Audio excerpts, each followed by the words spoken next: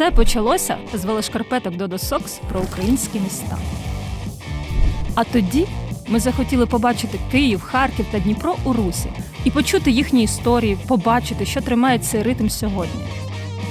Дивись та лови натхнення на велорух. Велосипед для мене став в цьому році просто відкриття, тому що до цього я не займався і не їздив на велосипеді взагалі. На сьогодні вже накатав 3500 і я настільки задоволений, що вам словами не передати.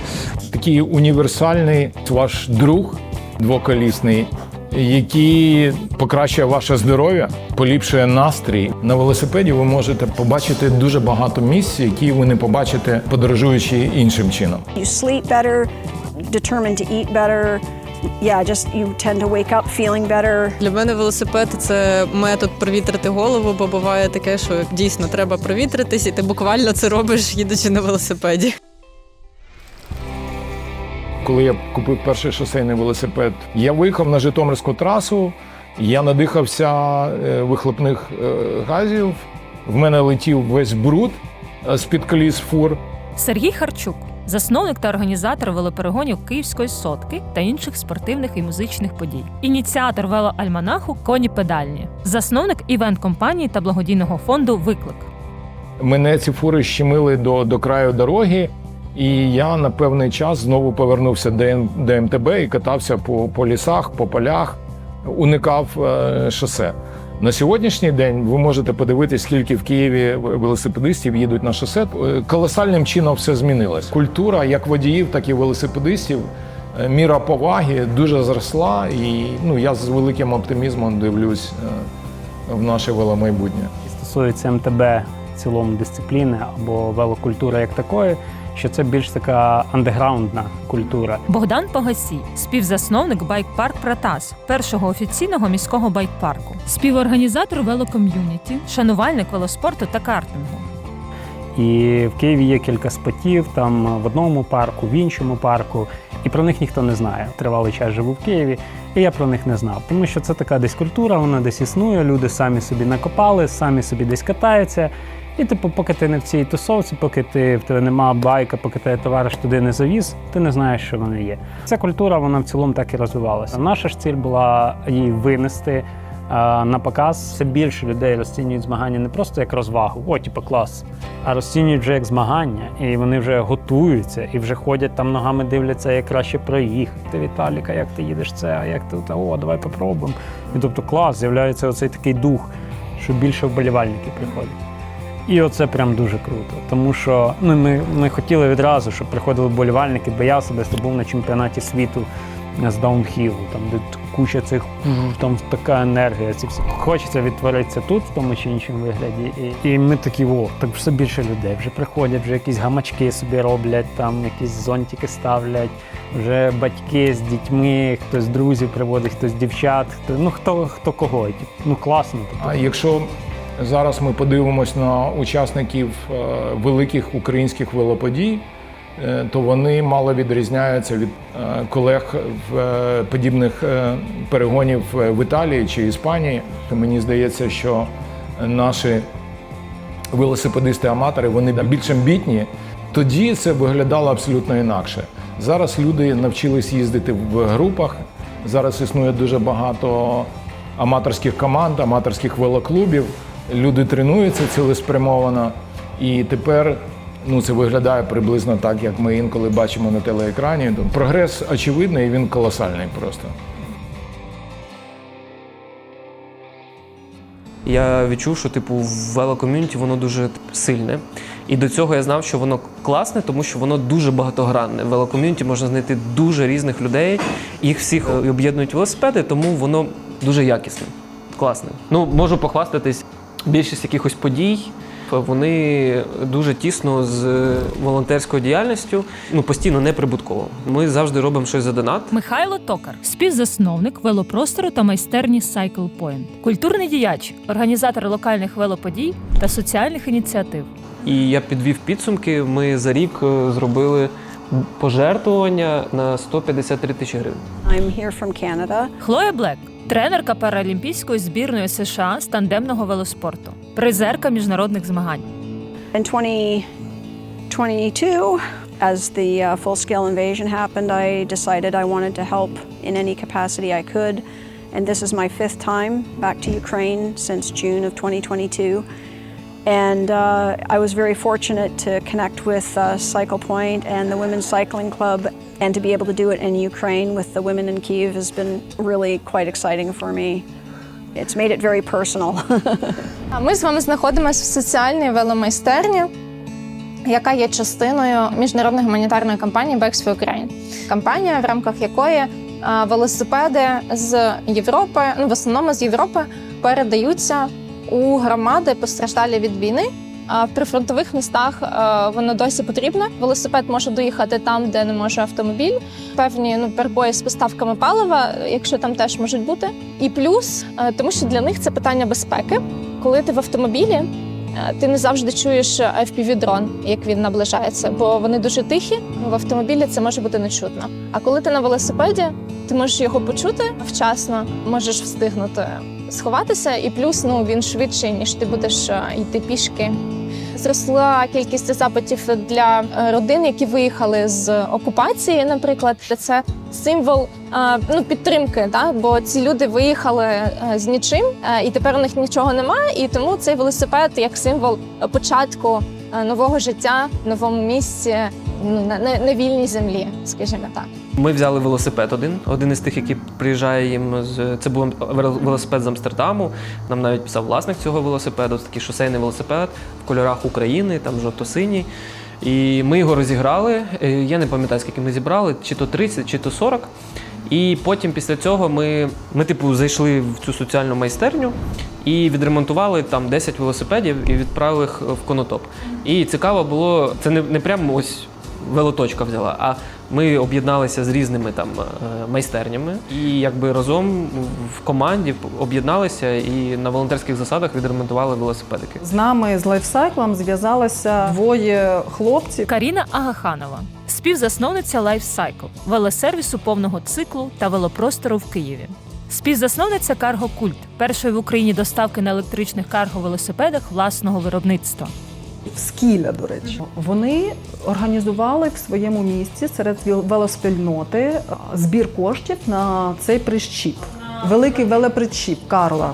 І вони зібрали і відправили нам цей причіп. І надіслали нам цілу здорову фуру гуманітарки, там з їжа, памперси, прокладки, все підряд.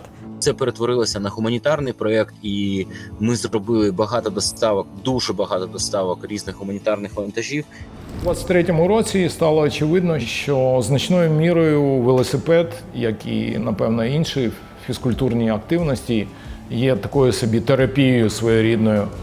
Людям потрібно відволікатись і ментально, і фізично підтримувати себе в певних кондиціях для того, щоб в цей складний час мати можливість функціонувати, якщо потрібно вступити до війська, якщо не до війська, то волонтерити активно. Ми збільшили, як це не парадоксально, під час війни кількість подій, тому що у нас весь час виникають потреби масових зборів. Отже, всі наші події, вони з початком війни стали благодійними. Тобто всі зібрані внески ми передаємо на потреби наших товаришів, які воюють на поточний момент.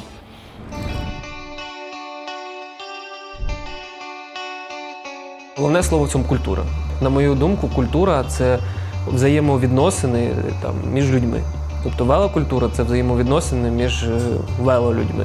Це, по суті, простір, де люди можуть прийти і поспілкуватися. Велоточка, вона не формує велоспільноту конкретно, а вона була створена для того, щоб це був такий як маяк для велоспільнот, типу як база для них, для різних. От людей з різних дисциплін, людей з різними велосипедами, з різними стилями катання і з різними цілями, які вони переслідують.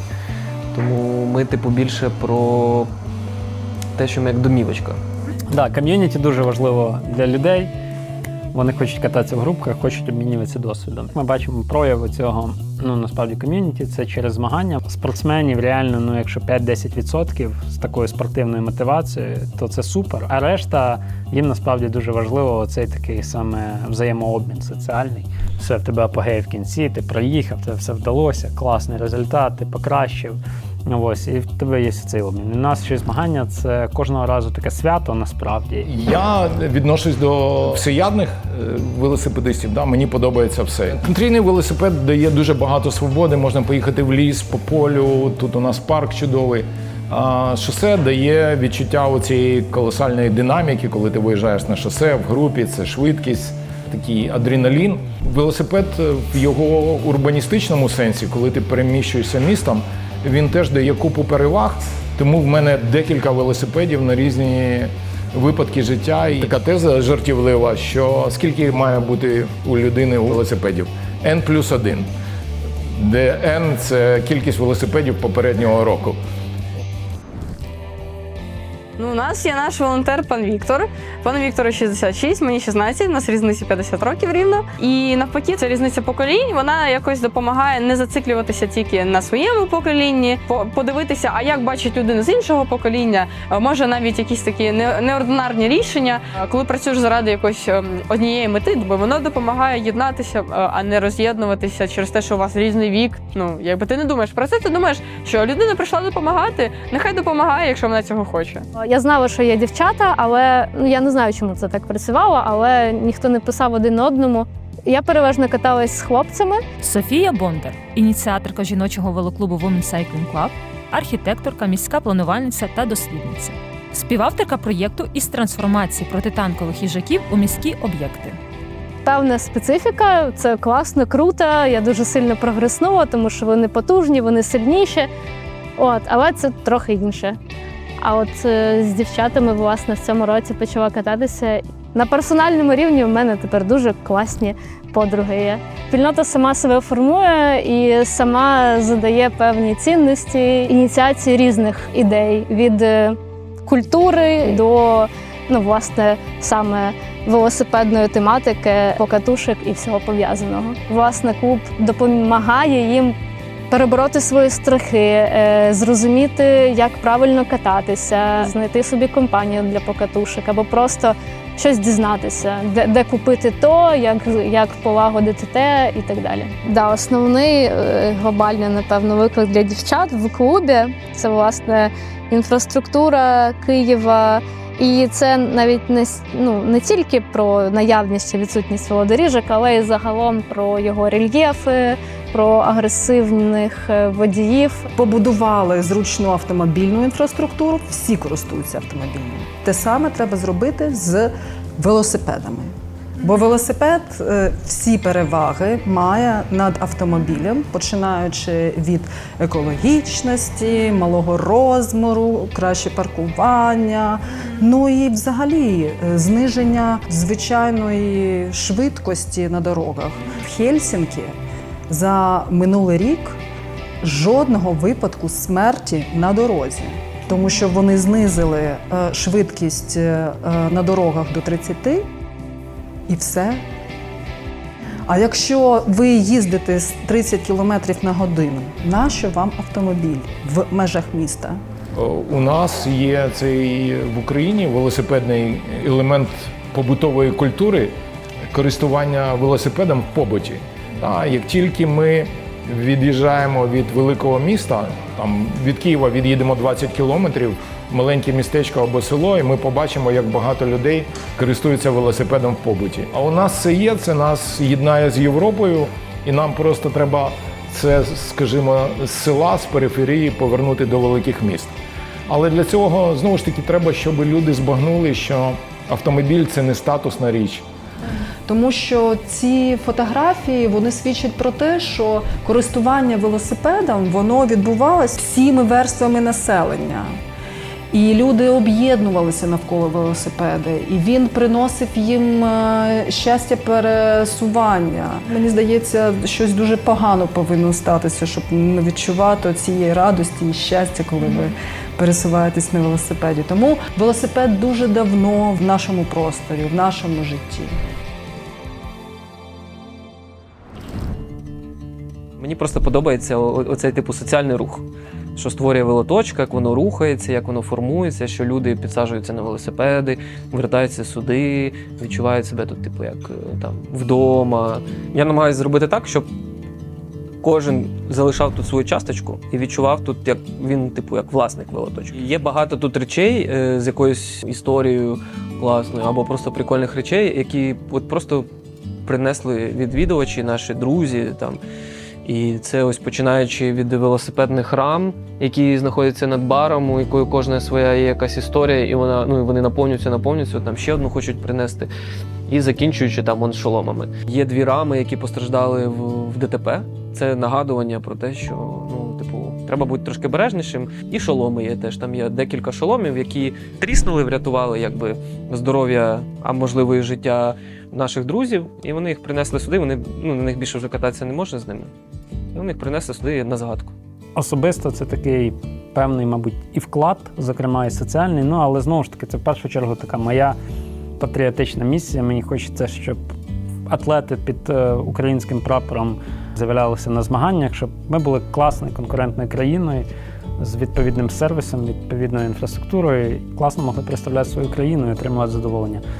Наша сфера – це велосипеди, бо так склалося, що вони нам подобаються, вони приносять нам оцю якусь таку додаткову мотивацію, енергію.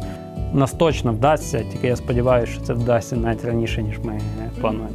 Мені подобається дуже велосипедна естетика. Мені завжди хотілося, щоб у нас була така кількість велоподій і така була велокультура. Просто хотілося, щоб наша країна в плані велосипедної цивілізації виглядала достойно поруч з такими загальновідомими меками велоруху, як Італія, Франція, Іспанія, Бельгія. Люди просто люблять, і це прекрасне захоплення, це естетика своєрідна. І мені просто хотілося, щоб у нас це розвивалося. Я хочу, щоб мої діти жили в нормальному європейському просторі, де очевидні переваги велосипеда не замовчуються, а використовуються наповну. Я хочу, щоб мої діти жили в такому просторі, в велосипедному Києві. Щоб міста майбутнього, наші українські міста, вони були ще кращими, зручнішими, безпечнішими і інклюзивнішими. Інклюзивне місто – це місто, де зручно всім учасникам дорожнього руху і велосипедистам також. Всім по велосипеду, щоб всі були довольні, щасливі. Велосипед – це кохання, це любов, це настрій, це друзі. Ви ніколи не побачите так країну, якщо ви перебуваєте за кордоном, як на велосипеді. Повна концентрація, ти не думаєш ні про що інше, ти просто їдеш, отримуєш задоволення і все. Це відповідь мого організму. Я з дитинства катаюсь на велосипеді і отримую від цього задоволення. І стиль життя, і ліки від хвороб, соціальна позиція. Якщо є якісь причини не їздити, то, напевно, вони вагомі. Мені просто подобається. Я поважаю велорух, і я хочу, щоб хтось на цьому виріс ще, і це було якісно і масштабно. Тобто для мене це стиль життя, мабуть. Це виплеск емоцій певних, відчуття свободи. І вже це те, що мене об'єднує з спільнотою жінок.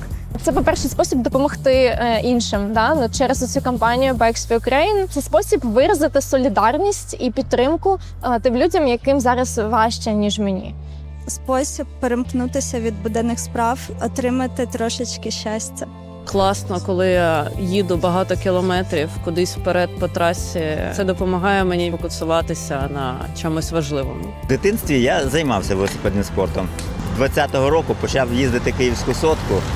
І сподобалось знову повернутися в спорт. Дуже класна штука для ментального здоров'я, яка допомагає тримати кукуху в нормі. Я не знаю, дуже люблю велосипед. Велосипеди – це круто. Всім, хто хоче сісти на велосипед, вагається сісти. Найчастіше вони бояться. Я раджу боятися не впасти з велосипеда, а боятися впустити у цей вайб від велоспільноти.